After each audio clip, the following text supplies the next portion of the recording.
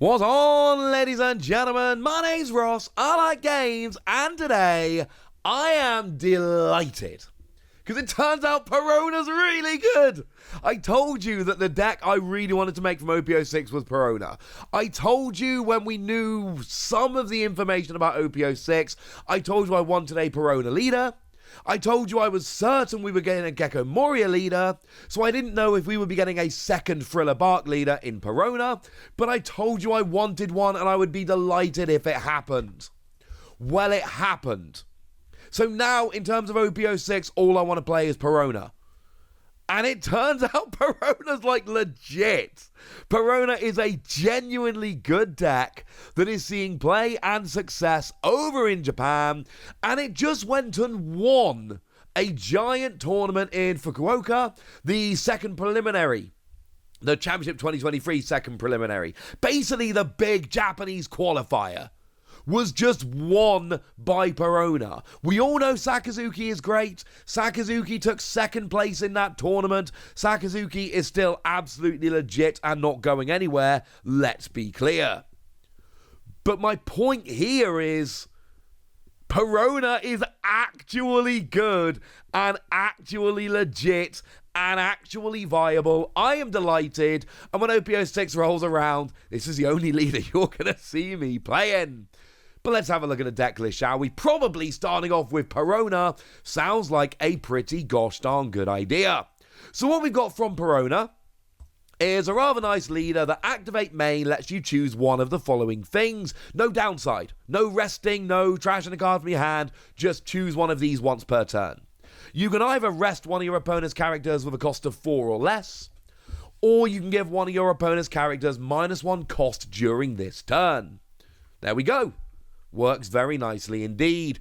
Both potentially very powerful effects, and then you've got a dual colour green and black card to do with as you wish. So what else do we see? Well, we got ourselves a Suru here, which of course is one of those black cards that like everybody is playing. It's Redonk.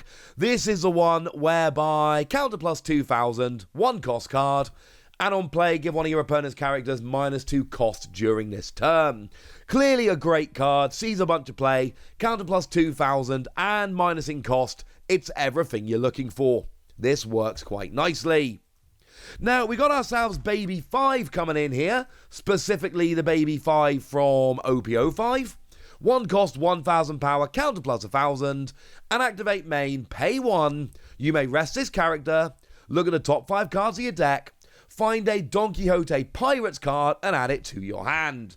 It is the Don Quixote Pirate Searcher, and what I kind of love about this deck, it's almost kind of like an actual dual color deck. Whereas a lot of dual color decks really lean heavily one way or the other, this one is a bit more even, and that makes me happy.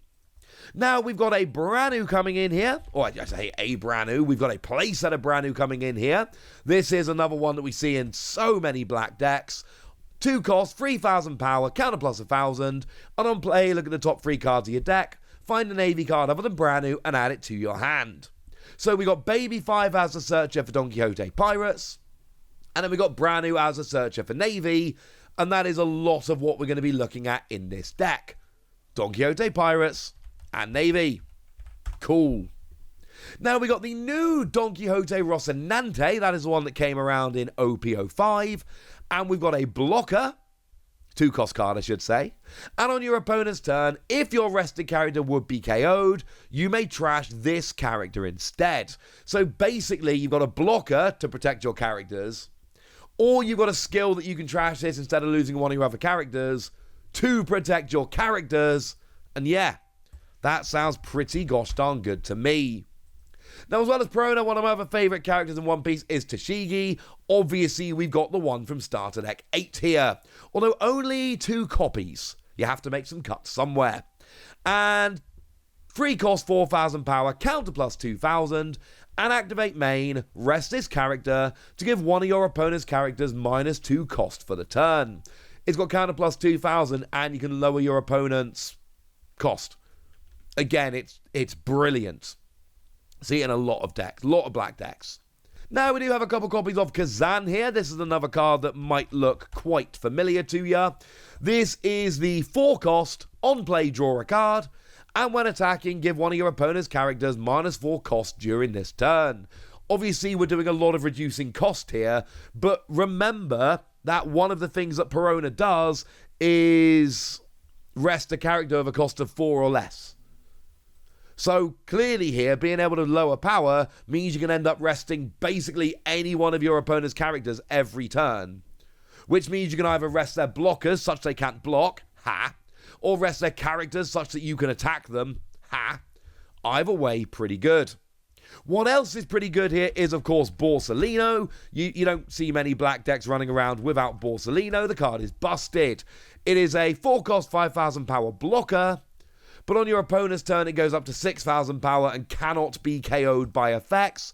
So you kind of have to actually attack it rather than take it over with effects, which is generally what you're looking to do. Now we do have Ryuma here, who is neither Navy nor Don Quixote Pirates. This one is Thriller Bark. 4 cost, 6,000 power, and on play and on KO. KO up to one character with a cost of 4 or less. That is rested. I mean, you can't play... Well, I suppose you can. But you really shouldn't play Perona without this character. Because Perona can rest a 4 cost or lower character, and then Ryuma comes in and KOs them. And you've got a bunch of other cards that will lower the cost. So basically, every turn, you can just start taking out characters with a combination of Ryuma and Perona. And I know what you're thinking. Well, you know what, Wassy? You're going to attack with Ryuma and your opponent is just going to attack and KO it. Of course they are. Nah, mate. Don Quixote Rocinante. Now we do have X-Drake coming in here as well. Of course, we've had a bunch of X-Drake cards. Well, since X-Drake originally came around, but probably the best one of them is the one from OP-01. 5 cost, 6,000 power, counter plus 1,000, and on play, KO up to one of your opponent's rested characters with a cost of 4 or less. Which, yeah, is basically what Ryuma does. I'll be honest with you. But you know what? I just said how great it was that Ryuma does this.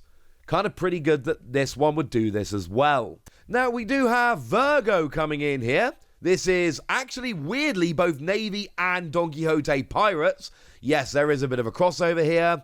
It's got counter plus 2,000, and Don X1 can't be KO'd by battle. It's fine. It's not a card we generally see seeing a huge amount of play everywhere, but I think the thing here is, because it's both Navy and Don Quixote Pirates, it's very easy to search out, and you got counter plus 2,000. You can see where we're going with this card, yeah? You can see why this ends up being particularly good in this build of the deck.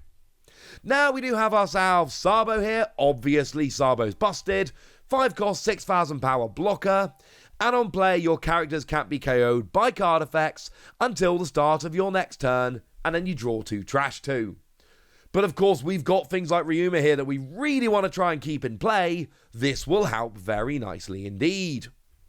Now we do have the new Gecko Moria, the 8 cost Gecko Moria, and this is a part of the deck where I start looking at it and just going, this is beautiful. Because the 8 cost Gecko Moria, on play, you find a character of a cost of 4 or less and a character of a cost of 2 or less in your trash, and you play them. Well, you play one normally and one rested. So one gets played and then one gets played rested. But the thing is, you've got stuff like Ryuma here that's a 4 cost, and clearly designed to be played with Gecko Moria and brought back from the trash. And actually here you're playing it in a Perona deck, but it works beautifully. And then, of course, you can keep getting your Don Quixote Rocinante back as well, which, as previously mentioned, very good for protecting your other characters.